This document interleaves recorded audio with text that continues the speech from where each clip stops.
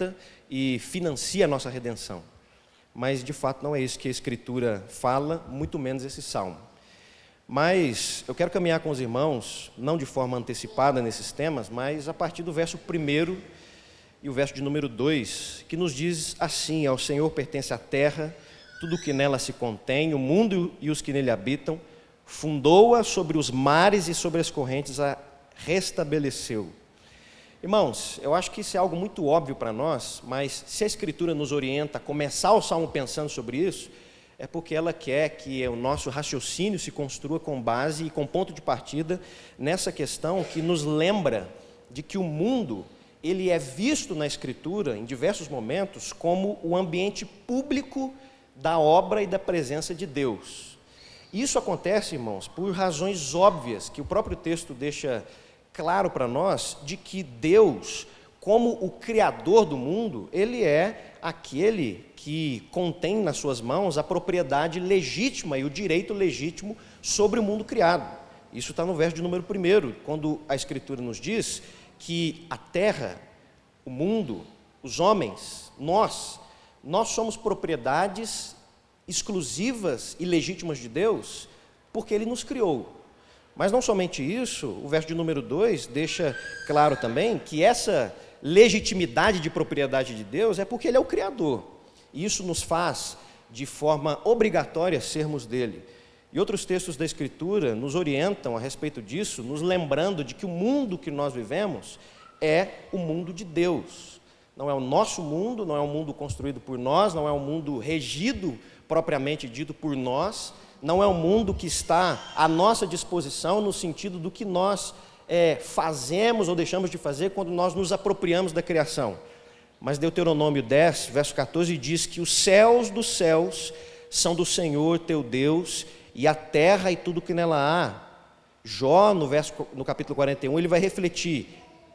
Deus dizendo: quem primeiro me deu a mim,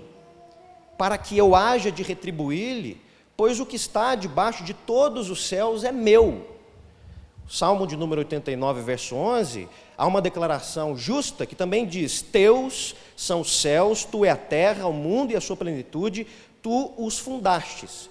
Isso, irmãos, como eu disse, nos orienta a compreender que o mundo, de maneira inevitável, é o palco ou o ambiente onde os homens caminham de forma pública e generalizada diante da obra de Deus e, por que não dizer, diante da presença do próprio Deus. Porque não somente a criação ela é de autoria divina,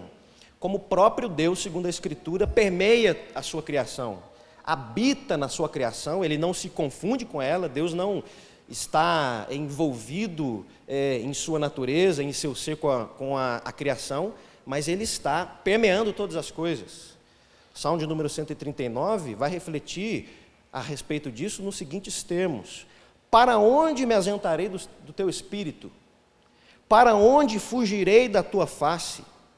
Se subo aos céus, lá estás. Se faço a minha cama no mais profundo abismo, lá estás também. Se tomo as asas da alvorada e me detenho nos confins dos mares, ainda lá me haverá de guiar a tua mão e a tua destra me susterá.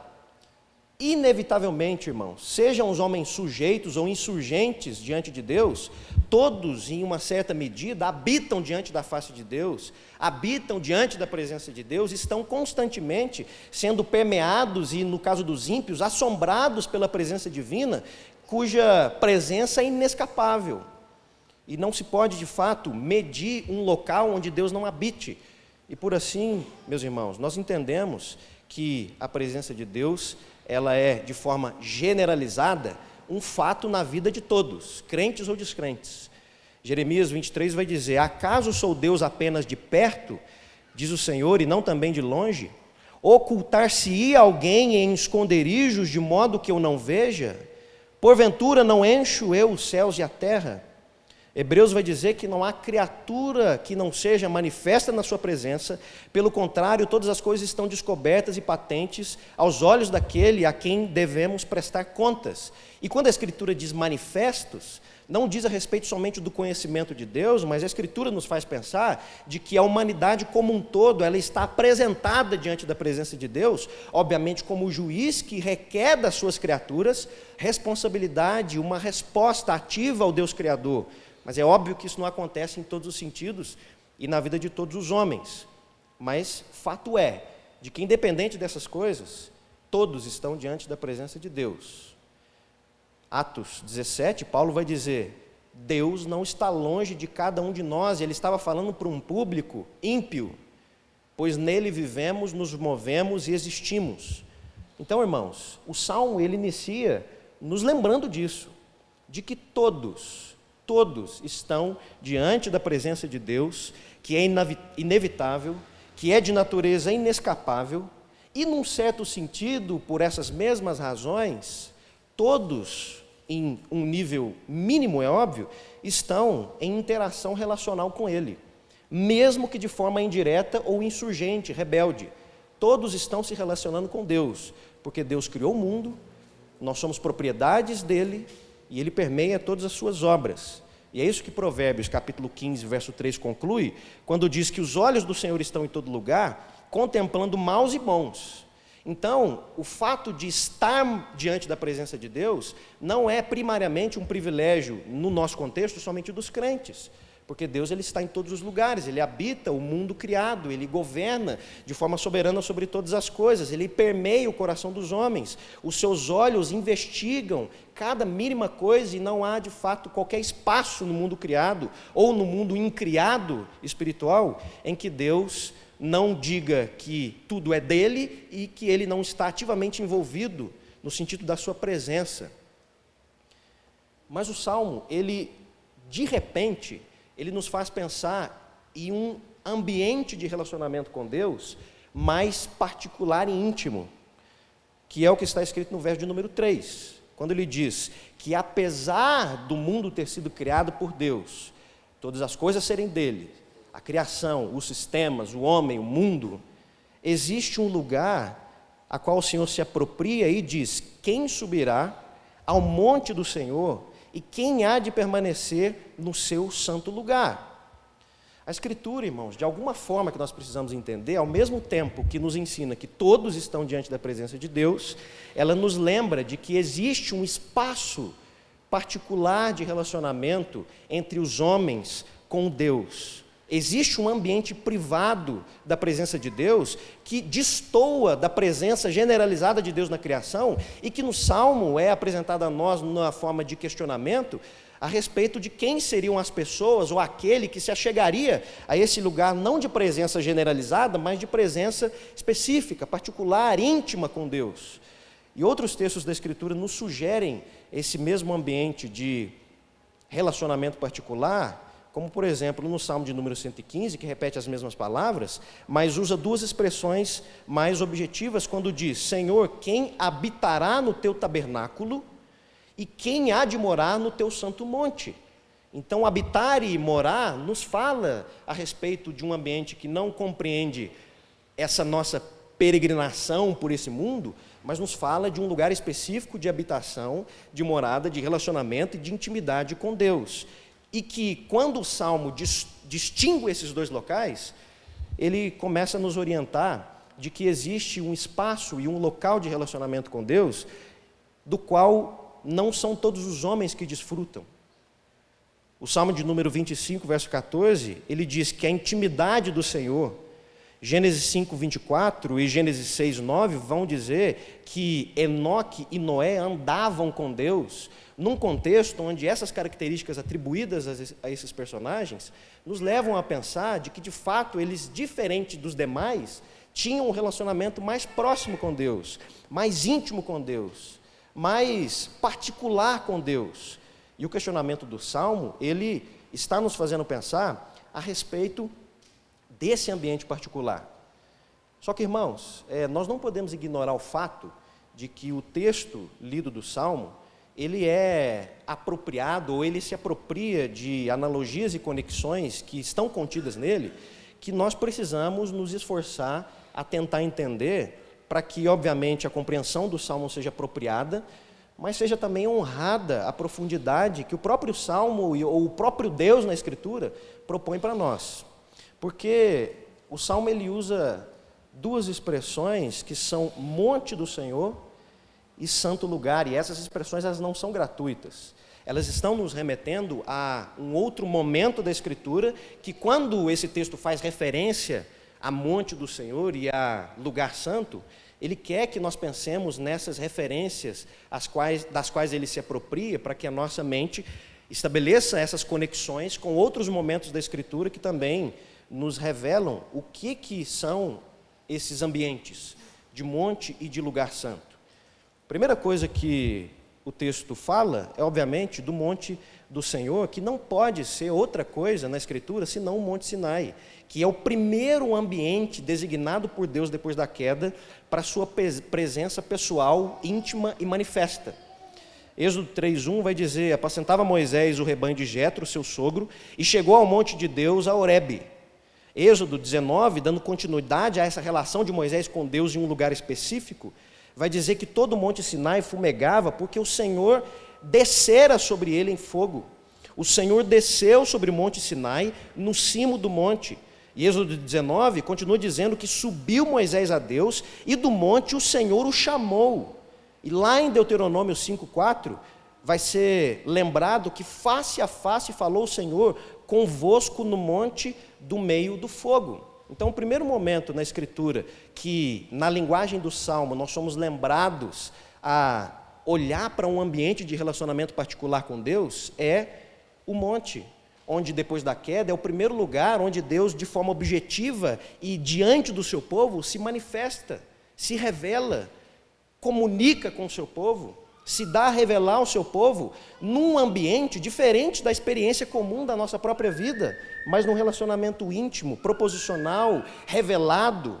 onde o próprio Deus se apresenta aos homens e os homens respondem a essa possibilidade de relacionamento. O segundo lugar é o lugar santo, que na Escritura é o tabernáculo, que depois do monte, Deus designa um local físico específico de a maior ainda intimidade com o seu povo, que é o santuário. Êxodo 25, verso 8 vai dizer: me farão um santuário para que eu habite no meio deles. Êxodo 40, 34, então a nuvem cobriu a tenda da congregação e a glória do Senhor encheu o tabernáculo. Deus habitando no meio do seu povo, a partir de uma estrutura por ele designada, que era o templo, onde anteriormente havia sido o monte. E como expressão de maior intimidade ainda, o lugar santo, ele é adequado a um ambiente dentro dele, que é chamado na Escritura de lugar santíssimo. E Êxodo capítulo 26 vai dizer: pendurarás o véu debaixo de colchetes, e ali dentro do véu trarás a arca do testemunho. O véu vos fará separação entre o santo lugar e o santo dos santos. E Êxodo 25 complementa quando é dito que porás o propiciatório em cima da arca, e ali virei a ti, e de cima do propiciatório falarei contigo. Irmãos, por que o Salmo se apropria da conexão com essas estruturas? Para falar, obviamente, daquilo que nós entendemos ser esse ambiente de relacionamento íntimo com Deus. Quando a Escritura fala de monte e de templo ou de tabernáculo, nós precisamos nos lembrar, irmãos, que houve uma ruptura no nosso relacionamento com Deus. De que esse relacionamento com Deus, que foi feito originalmente de forma generalizada para ser suficiente, onde todas as áreas da nossa vida são integradas a Deus e não somente aquilo que nós pensamos ser o nosso aspecto religioso, foi perdido por ocasião da queda. E quando esse texto menciona essas coisas, é isso que ele nos faz lembrar, que por ocasião da queda, nós perdemos esse ambiente de relacionamento particular, real e restrito e original com Deus, que foi proposto no Éden. Se nós lembrarmos, a Escritura em Gênesis capítulo 3, verso 8, vai nos dizer que Deus andava no jardim e visitava o homem e falava com o homem através de palavras e de uma manifestação visível da sua presença que não destoava entre as realidades experimentadas pelo homem, como destoa na nossa experiência entre coisas físicas e espirituais. O homem, de alguma forma que nós não podemos traduzir e escapa da nossa experiência,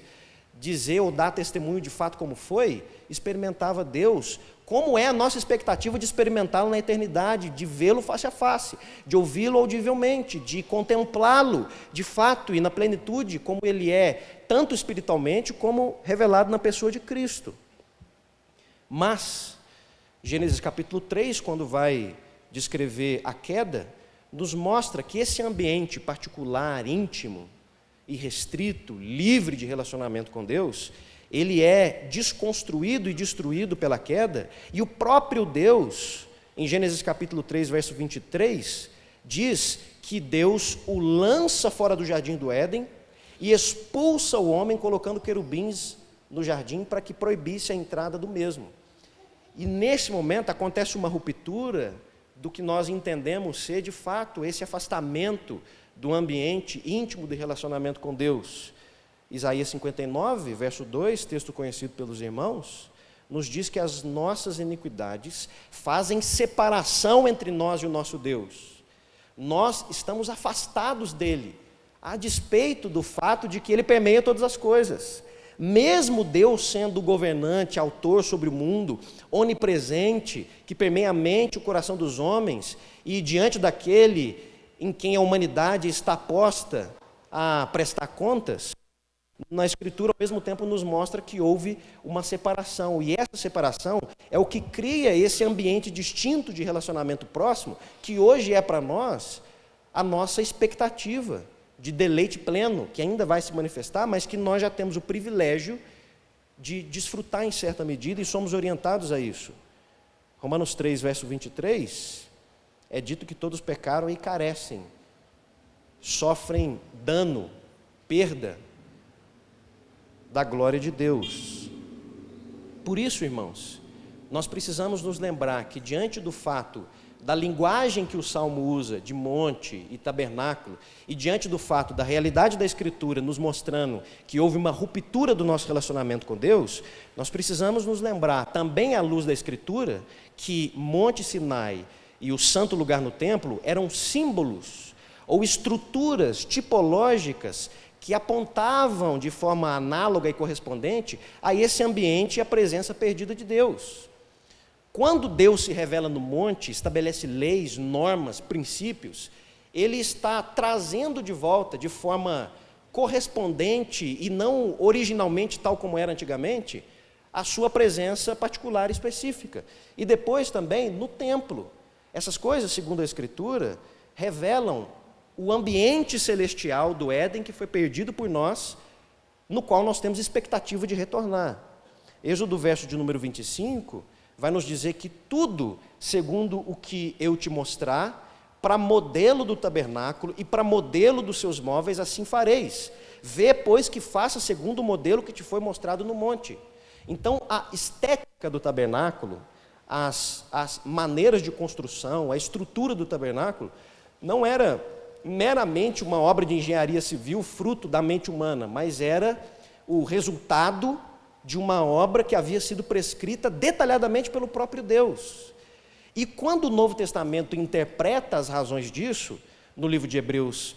capítulo 8, verso 4 e 5, nos mostra que esses elementos construídos no tabernáculo serviam para nos lembrar do relacionamento com Deus que foi perdido.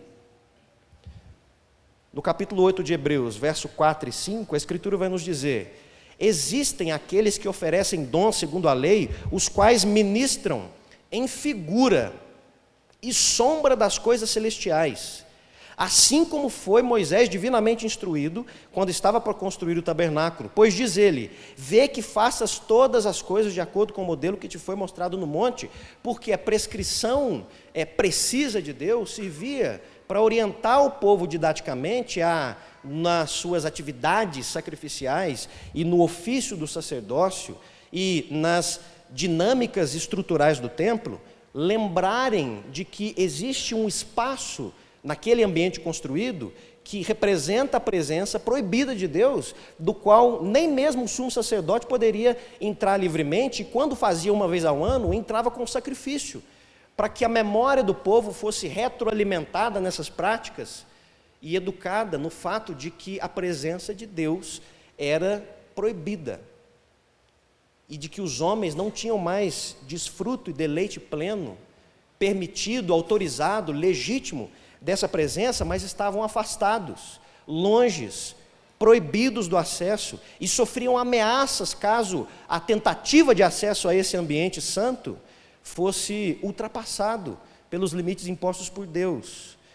E aí o texto de Hebreus 9, que foi o texto da liturgia, nos versos 1, 5 e 23, nos lembram precisamente sobre isso. A primeira aliança tinha preceitos de culto divino, de santuário terrestre, porque foi preparado o primeiro tabernáculo, em que se encontrava o candeeiro, a mesa, os pães da proposição, que se chama o santo lugar. Por trás do segundo véu se encontrava o tabernáculo, que se chama Santo dos Santos, o qual pertencia a um altar de ouro para incenso, e a arca da aliança, que era a glória de Deus, totalmente coberta de ouro, na qual estava a urna de ouro contendo maná, a vara de Arão que florescera, as tábuas da aliança, e sobre ela os querubins de glória, que com a sua sombra cobriam o propiciatório. Aí o texto de Hebreus vai dizer assim: figuras das coisas que se acham nos céus.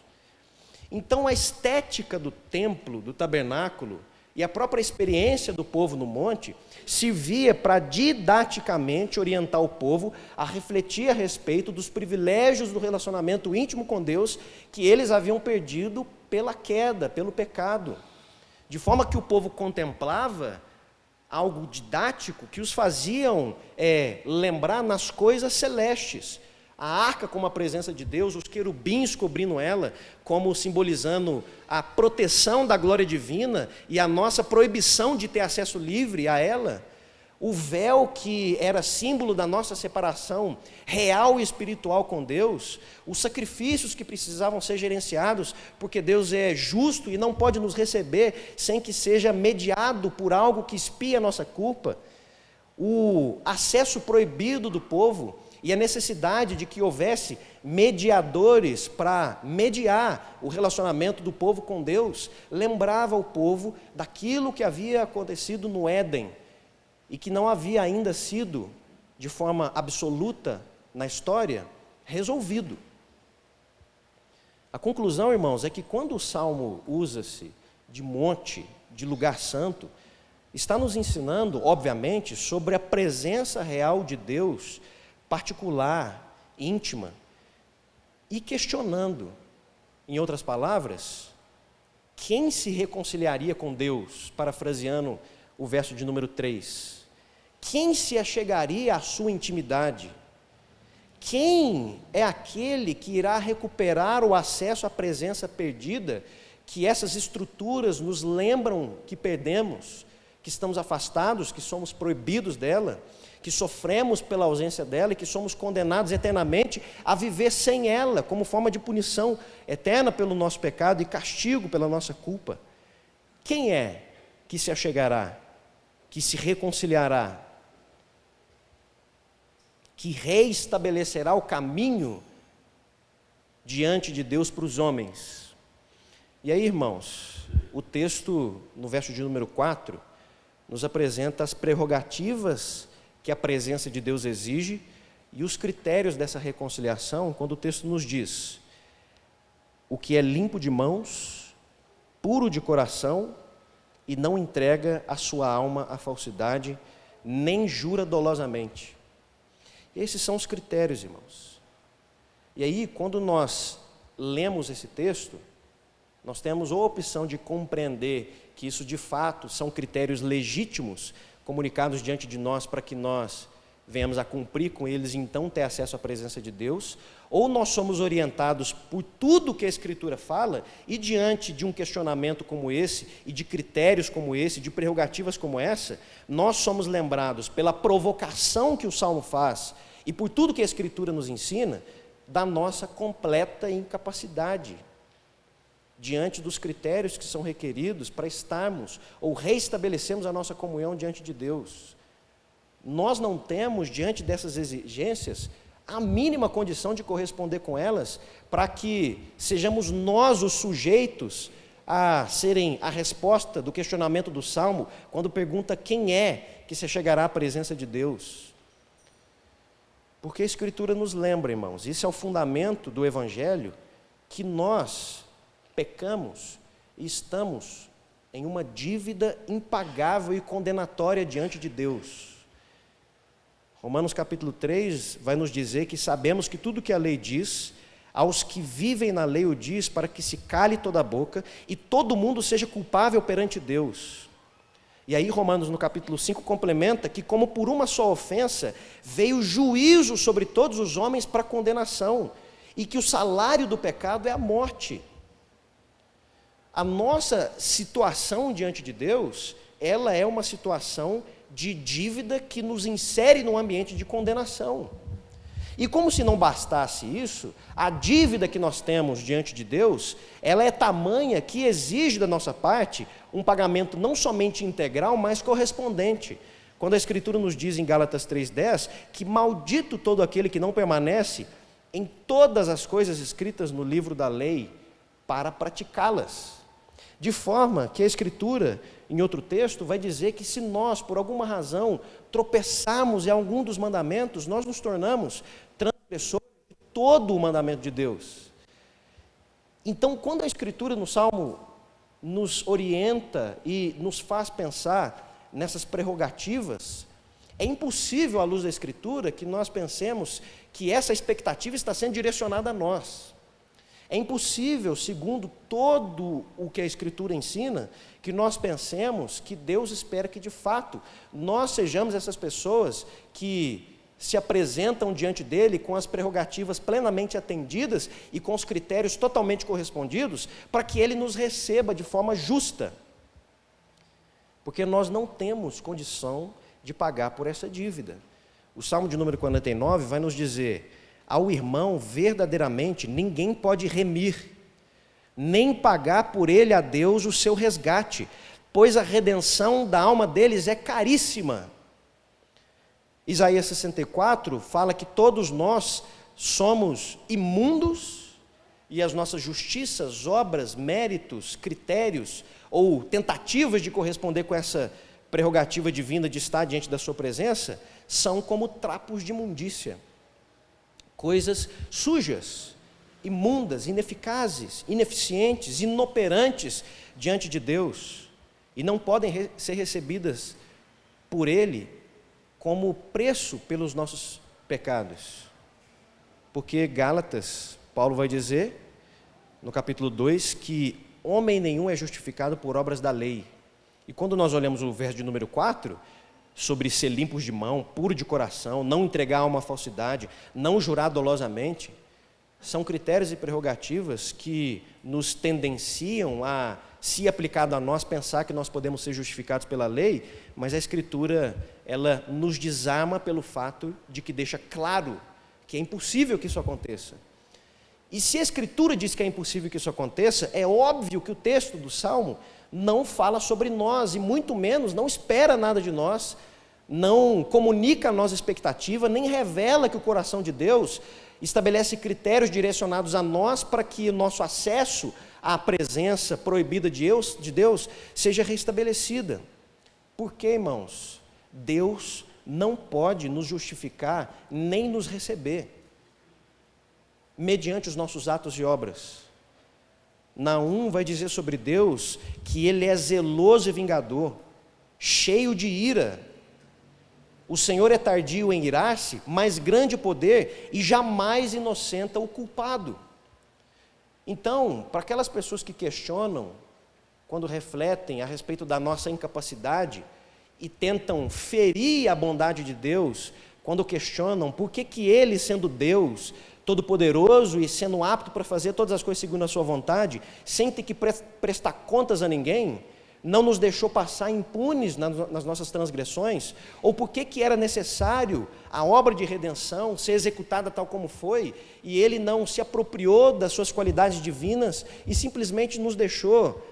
passar impunes, sem o devido castigo e juízo, por causa disso. porque Deus não inocenta o culpado. E Provérbios 17 vai dizer sobre o caráter de Deus que o que justifica o perverso e o que condena o justo, abomináveis são para o Senhor. E o Salmo 7,11 vai dizer que Deus é um justo juiz. Irmãos, quando nós contemplamos crimes horríveis cometidos na sociedade, nas redes sociais, nos veículos de notícia, nas mídias, ou quando nós presenciamos diante de nós alguma coisa, o que é acendido no nosso coração, se não expectativa que a justiça política, social, seja aplicada sobre os transgressores? De forma que nós não admitimos e nos revoltamos e nos insurgimos contra os poderes responsáveis por aplicar essa culpa e pena de dívida quando eles não cumprem essas medidas. Mas por alguma razão esquisita, quando nós olhamos para Deus, nós queremos a suspensão desses critérios, porque nós somos os transgressores, nós somos os criminosos, nós somos os assassinos, os homicidas, os adúlteros, os ladrões, os mentirosos, os injustos, os corruptos. Porque diante de Deus, o crime não se configura propriamente no ato objetivo das nossas mãos, mas começa e é contemplado e visto na raiz de todos os males, que é o nosso coração. E não há ninguém que não tenha pecado diante de Deus. Então, irmãos, Deus não pode nos deixar passar impunes. E por essa razão, Ele não pode aceitar a nossa obra coxa apresentada diante dEle, porque é um valor oferecido de forma estúpida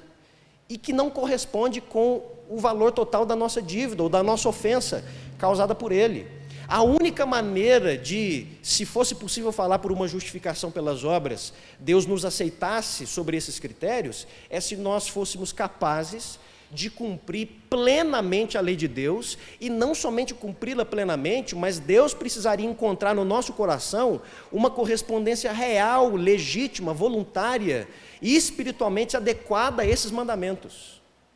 E não é o que acontece, porque mesmo que as pessoas façam algo, os seus corações, e o próprio Cristo denuncia isso, como nos profetas, estão longe, afastados, distantes. E é aí, irmãos, que Cristo surge no Salmo, quando o verso de número 5 nos diz as seguintes palavras: este, do qual a Escritura no Salmo tem expectativa, este obterá do Senhor a bênção e a justiça do Deus da sua salvação. Tal é a geração dos que o buscam, dos que buscam a face do Deus de Jacó. Uma vez que o Salmo mostra a presença perdida de Deus, ilustrada no monte, no tabernáculo, depois de ter estabelecido prerrogativas de acesso a essa presença íntima, a Escritura nos leva a admitir que a personagem que o Salmo sujeita a nós, no verso de número 4, verso de número 5, verso de número 6, não é outro e não pode ser outro senão Cristo.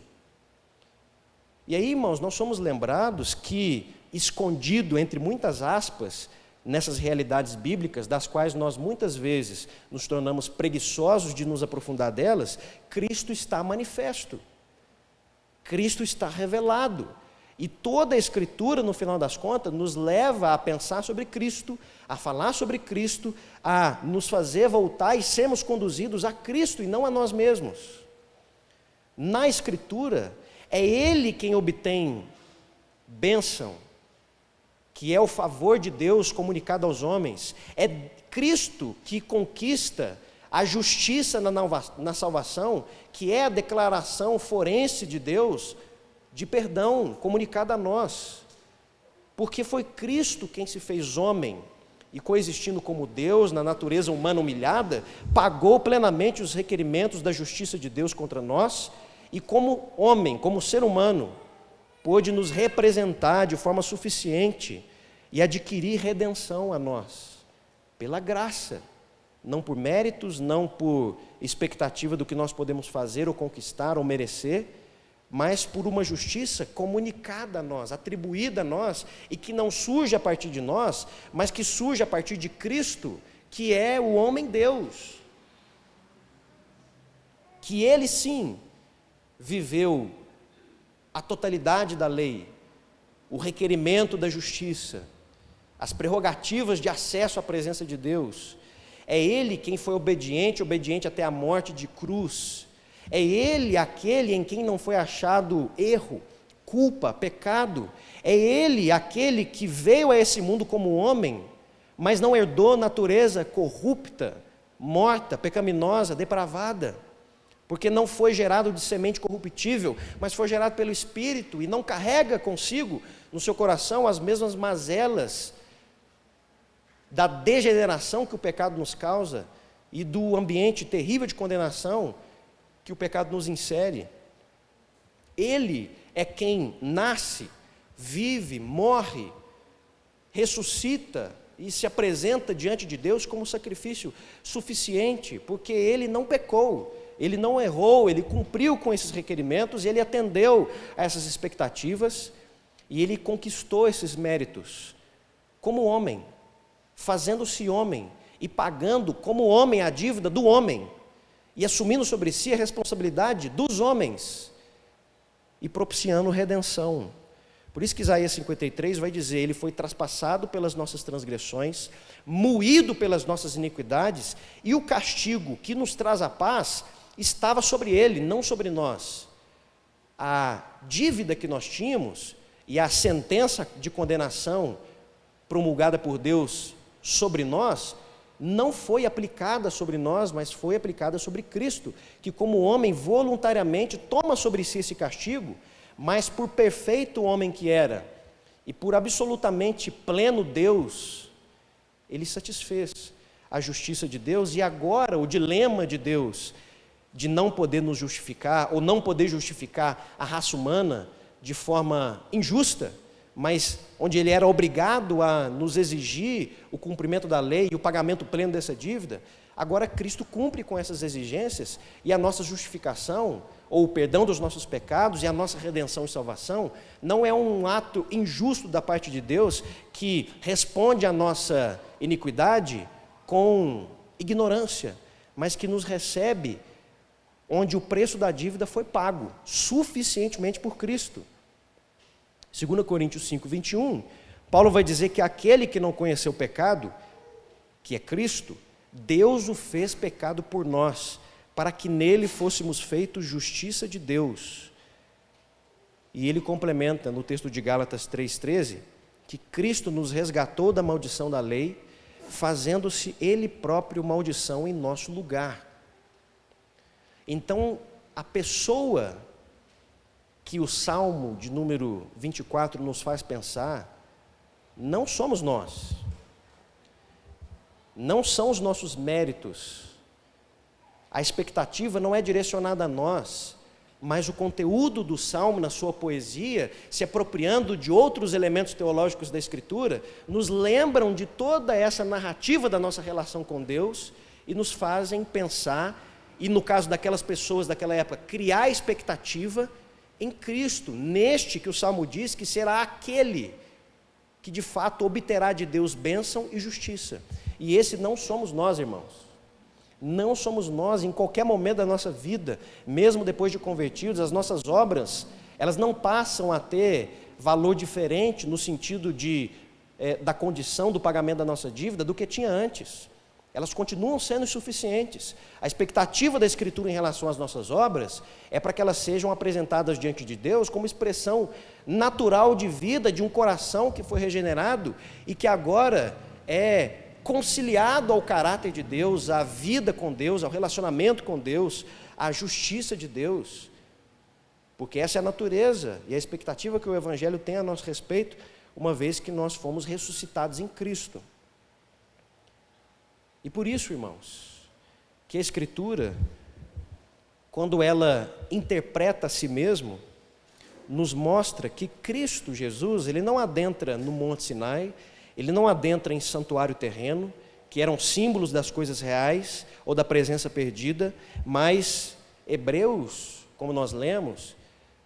e nós usamos o texto de Hebreus como chave de interpretação para o Salmo 24 e para o resto da Escritura, nos mostra que essas estruturas ritualísticas pré-anunciavam a entrada de Cristo a essa presença real e literal de Deus, da qual nós estamos proibidos. Deus, quando Ele consuma a obra de salvação para nós, Ele não entra no templo, na estrutura construída por homens, num véu feito por mãos humanas e num espaço que antes era interpretado como acesso à presença de Deus. Mas a Escritura nos diz que Ele se achega à própria presença real de Deus, que é a presença que nós perdemos e que até então era proibida a qualquer homem, a qualquer ser, em qualquer ideia, possibilidade, sugestão, mas que agora em Hebreus capítulo 1, versos 6 a 12, a Escritura nos diz as seguintes coisas: a primeira aliança também tinha preceitos de serviço sagrado e o seu santuário terrestre.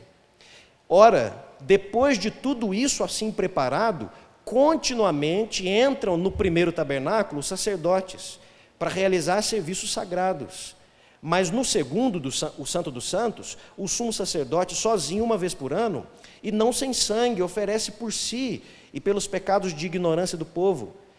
querendo com isso dar a entender o Espírito que ainda o caminho do santo lugar não havia se manifestado, enquanto aquele tabernáculo continuasse erguido. E aí o texto de Hebreus vai dizer para nós assim: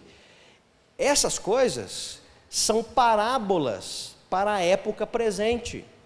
ou seja, são fatos concretos da narrativa do Antigo Testamento que o próprio Deus instituiu, que para aquele povo servia para apontar realidades superiores àquelas próprias, mas que para nós serve como parábola para nos ensinar a respeito das coisas das quais aquelas realmente representavam,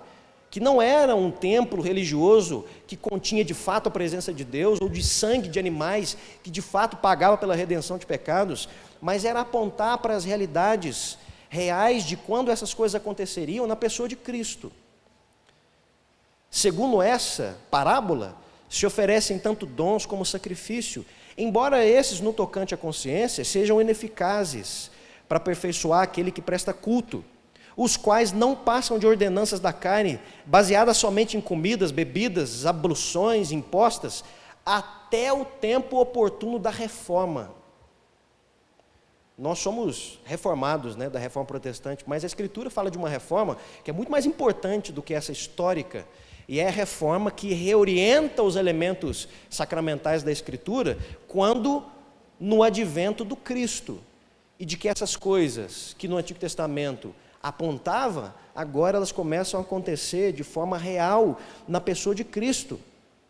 porque a Escritura continua dizendo: quando, porém, veio Cristo como sumo sacerdote dos bens já realizados. Então olha a linguagem da Escritura. No Antigo Testamento você tinha sacerdotes que gerenciavam os sacrifícios, e você tinha um sumo sacerdote que era o responsável de, por uma vez ao ano, entrar no Santo dos Santos, que era o símbolo da presença de Deus perdida. E aí o livro de Hebreus agora vai dizer que Cristo, no final das contas, é quem é o verdadeiro sumo sacerdote, aquele que tem as prerrogativas necessárias, e sem sangue de animais, mas a partir do seu próprio sangue, de adentrar no Santo dos Santos, que é o verdadeiro santo lugar, nos céus. Cristo, como sumo sacerdote dos bens realizados, mediante maior e mais perfeito tabernáculo, não feito por mãos humanas, quer dizer, não dessa criação,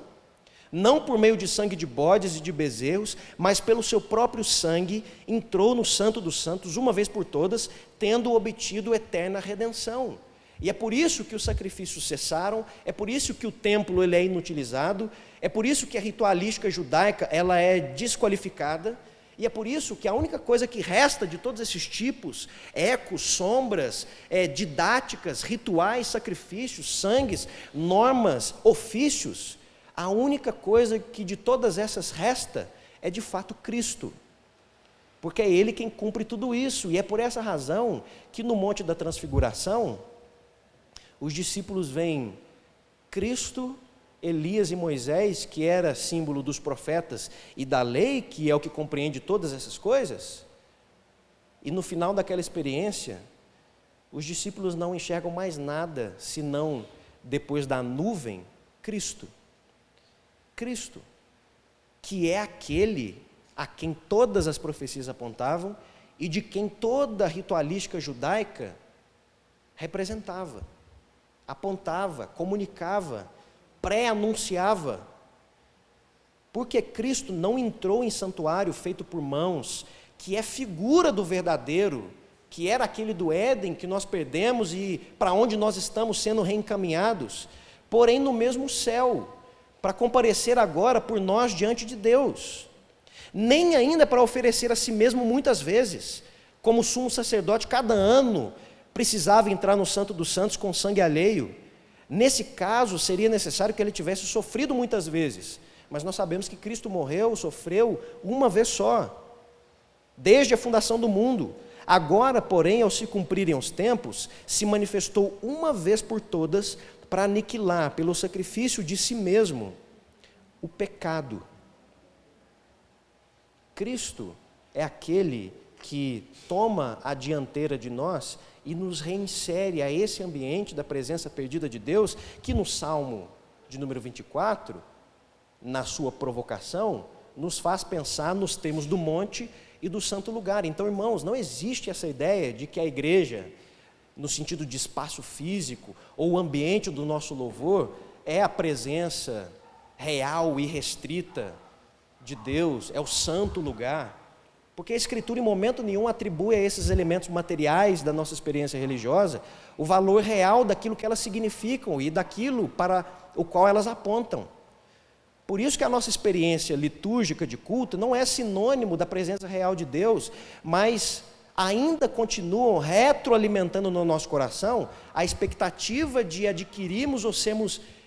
inseridos ou reinseridos num ambiente de comunhão plena com Deus, que nós ainda não desfrutamos na totalidade daquilo que é proposto pelo próprio Deus na consumação de todas as coisas. Isso precisa, a cada culto, a cada dia, a cada momento, a cada comunhão, a cada atitude que nós tomamos, a cada momento de relacionamento que nós temos, alimentar uma expectativa de algo que nós já experimentamos espiritualmente em Cristo, mas que ainda vai física e plenamente se manifestar. Porque o próprio Cristo diz que nós não estamos fisicamente com Ele. Não é à toa que na sua ascensão os discípulos se entristeceram e se revoltaram contra o fato de que Cristo já não estaria mais com eles, fisicamente, verdadeiramente, pessoalmente falando, mas iria para o Pai, onde Ele prepararia lugar para, em um momento da história que nós esperamos, nos resgatasse e aí sim nos inserisse no monte, no santo lugar, que é, no Antigo Testamento, no Salmo e na Escritura, representações didáticas da presença perdida de Deus, a qual nós não desfrutamos ainda plenamente. Cristo se manifestou uma vez por todas, para aniquilar pelo sacrifício de si mesmo o pecado. Por isso, irmãos, o Salmo no verso de número 7 a verso de número 10, fala a respeito do Cristo encarnado, adentrando como homem a presença de Deus que era proibida, e por isso o texto vai dizer: levantai portas às vossas cabeças, levantai portais eternos para que entre o Rei da Glória. Quem é esse o Rei da Glória, senão Cristo, o Senhor que é forte e poderoso nas batalhas? Portanto, levantai portas às cabeças, levantai portais eternos, para que entre o Rei da Glória, para que entre o Rei da Glória, que se fez homem, e desde a queda é o primeiro momento na história da existência onde um homem é reinserido na presença de Deus e recebido pelo próprio Deus, de forma que a Escritura diz que Cristo é aquele que vai adiante de nós na presença de Deus, é aquele que é o primogênito dentre os mortos, o primeiro dentre muitos irmãos, o homem glorificado de fato e de verdade, que já não mais experimenta essa vida, mas é aquele que, como primícia da porção que Deus nos servirá no Evangelho, experimenta como o primeiro essa bem-aventurança de estar reunido com Deus, não só espiritualmente, mas fisicamente, que é a proposta de Deus perdida e a proposta de Deus que há de ser restaurada por nós. Então, as portas que se levantam e que se abrem não são as portas do templo, mas é o local eterno da presença de Deus, que foi distanciado de nós e do qual nós fomos proibidos, para receberem um homem, que é Cristo, nosso irmão, o nosso Senhor, o nosso Redentor e o nosso Deus. Por isso que o desfecho desse salmo é a descrição narrativa gloriosa da obra de Cristo na redenção, quando nós pensamos nisso, que depois de encarnado, vivo, morto, ressurreto, ele ascende aos céus, como os discípulos o viram subir, e se cumpre as palavras do Salmo, onde Cristo é recebido na glória, e os portais eternos o saúdam, e a glória dos céus é manifesta, e é manifesto de que esse que adentra nos céus, ele é homem, mas ele é Deus, porque ele é o Rei da glória, e ele não pode ser nós, mas ele é o próprio Cristo. E assunto aos céus, ele se apresenta diante de Deus com ímpeto de vitória, como sumo sacerdote, se assenta à destra de Deus, e com ele nos reinsere pelos méritos da sua justiça à sua presença. Hebreus 5:1, todo sumo sacerdote, sendo tomado dentre os homens, é constituído nas coisas concernentes a Deus a favor dos homens, para oferecer dons e sacrifícios pelo pecado. Mas tendo, pois, Jesus, o Filho de Deus, como grande sumo sacerdote que penetrou os céus, conservemos firme a nossa confissão. Hebreus 7 conclui dizendo: com efeito, nos convinha um sumo sacerdote como esse, santo, inculpável, sem mácula, separado dos pecadores e feito mais alto do que os céus, porque fez isso uma vez por todas, quando a si mesmo se ofereceu. Jesus, porém, tendo oferecido para sempre um único sacrifício pelos pecados, assentou-se à destra de Deus. E é por essa razão, irmãos, que Hebreus 10, verso 19, verso 22, nos orienta a coragem quando nos diz: tendo, pois, irmãos, intrepidez para entrar no Santo dos Santos, pelo sangue de Jesus, pelo novo e vivo caminho que ele nos consagrou pelo véu, isso é, pela sua carne, e tendo grande sacerdote sobre a casa de Deus, aproximemo-nos com sincero coração, em plena certeza de fé, não mais devedores a Deus, não mais condenados, não mais objetos da sua ira, e por isso encorajados a, onde havia medo, temor, pavor, ruptura, distanciamento, afastamento, morte, escravidão e condenação, agora haja coragem, alegria, fé, firmeza, esperança, expectativa, ausência de todo medo, não porque Deus deixou de ser justo, poderoso, santo, mas porque esses atributos que ora eram contrários a nós, já não mais são, por causa do que Cristo fez. E por causa do que Cristo fez, não confiados nos nossos próprios méritos, nós como somos convocados a intrepidez, coragem e ousadia para nos apresentar diante de Deus na nossa vida por completo, seja num culto, seja fora dele, a desfrutar de um relacionamento com Deus, porque foi precisamente por isso que Cristo morreu e foi assunto aos céus, para nos levar espiritualmente junto com ele e nos representar diante de Deus. E sermos convocados a, com ousadia, nos apresentar diante de Deus e nos aproximar diante dele com sincero coração, plena certeza de fé. Irmãos, nós vamos pecar, nós vamos ser avaliados pela Escritura recorrentemente como insuficientes, mas graças a Deus que a Escritura nunca faz isso com a expectativa de que nós nos readequemos plenamente a esses critérios,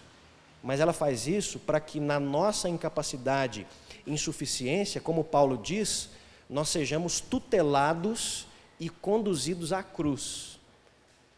e depositar nossa confiança e expectativa naquele que de fato fez todas essas coisas e imputou esses méritos a nós. E é por isso que nós confiamos, cremos, somos firmes, resilientes e inabaláveis.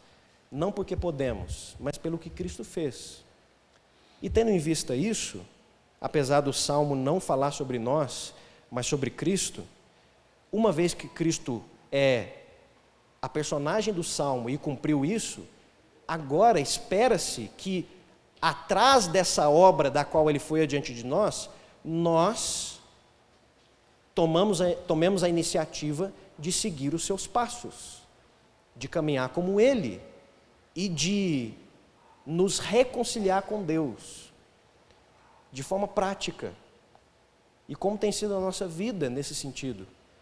Porque se nós estivermos descumprindo a expectativa que a Escritura tem em relação à nossa vida de relacionamento com Deus, é como se nós olhássemos para a obra de Cristo na cruz e disséssemos que ela foi em vão. Porque se foi para esse um dos motivos pelos quais Cristo morreu, por que nós não, ativa, disposta e verdadeiramente, nos entregamos a isso? Por isso que nessa noite, não somente a sua confiança precisa ser realimentada na verdade do Evangelho, como o seu coração precisa descansar em Cristo, mas a parcela de responsabilidade que nos cabe é de, pelo menos, corresponder com uma vida que, de fato, se relaciona com Deus, não da forma generalizada como o mundo faz, mas nesse ambiente íntimo de relacionamento com Deus, que está na sua palavra, na oração mediada por Cristo, na comunhão dos santos, na apropriação dos sacramentos e numa prática de vida secular que o compreende em todas as coisas e que o serve como estando diante da sua presença, voluntária e verdadeiramente. É o que a Escritura espera de nós, não num culto, mas em tudo que nós fazemos, falamos, planejamos, compramos, sonhamos, estarmos diante da presença de Deus,